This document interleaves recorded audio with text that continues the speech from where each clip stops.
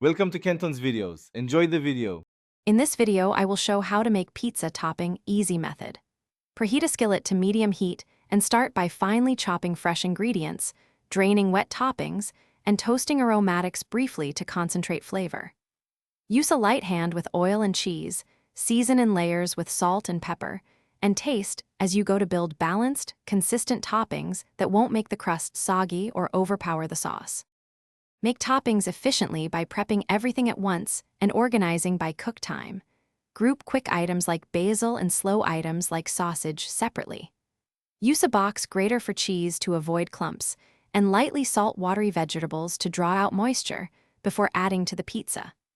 Arrange toppings evenly and leave a small border for the crust to brown properly while avoiding overloading the dough and creating a soggy center.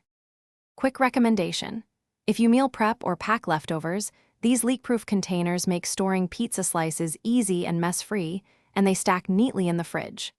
They keep toppings intact and prevent sauce leaks, which saves cleanup time and preserves texture for reheating.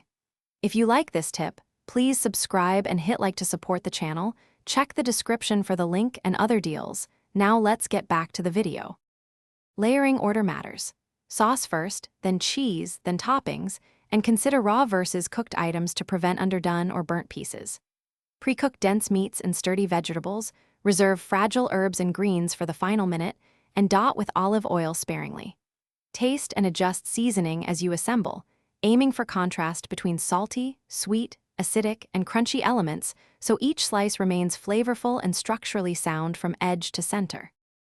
Thanks for watching. Consider subscribing if we helped you.